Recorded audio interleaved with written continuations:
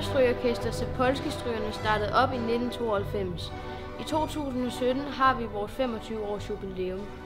Vi har 65-70 faste medlemmer i alderen 6-25 år. Orkesterets stifter og kunstneriske leder er Alexander Zapolski. Han er dirigent, violinist, pædagog og komponist. I Zapolski-strygerne spiller børn på forskellige niveauer. Begyndere, øvede, MGK-elever, konservatorieelever og solistklasseelever. Mange af orkesterets børn har vundet flotte præmier i Danmark og i udlandet. Vi er et internationalt strygeorkester. Vi har børn fra mange forskellige lande. I orkesteret spiller talentfulde solister og også børn på begynderniveau. Vi inspirerer og motiverer hinanden og føler os som en stor musikalsk familie, der omfatter både elever og deres familier.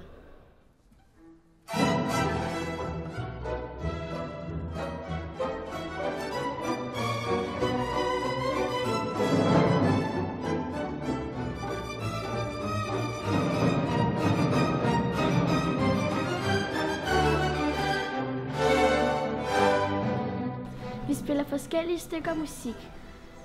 Klassiske fra barok til moderne, men også nogle fra pop, jazz og rock. En stor del af repertoiret består af værker af danske komponister. Orkestret spiller koncerter på mange scener. Det er Koncertsalen, Tivoli, på Københavns Musikskole og til flere kulturevents i København, samt i andre dele af Danmark. I 2014 blev Zapolski-strygerne udnævnt til bedste musikskoleorkester, og i 2015 blev orkestret inviteret til medvirkning af Hendes Majestæt Dronning Margrethes 75-års fødselsdag. I april 2016 spillede orkestret ved åbningskoncerten for Carl Nielsens internationale violinkonkurrence i Odense.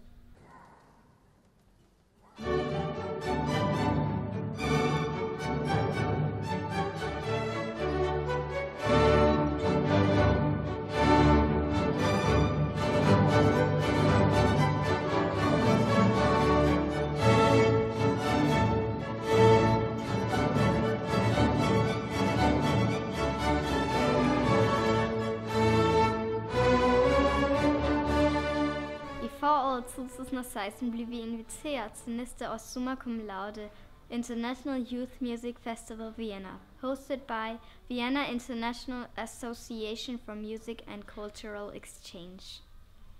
Vi vil meget gerne deltage, spille dansk musik og musik fra andre lande og vise, hvad vi kan på vores instrumenter.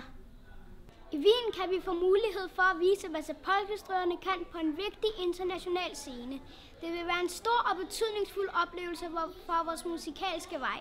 Der er mange elever i orkestret, som kun lever af deres SU, og særligt for dem er det svært at have råd til sådan en stor rejse og opleve så stor en begivenhed.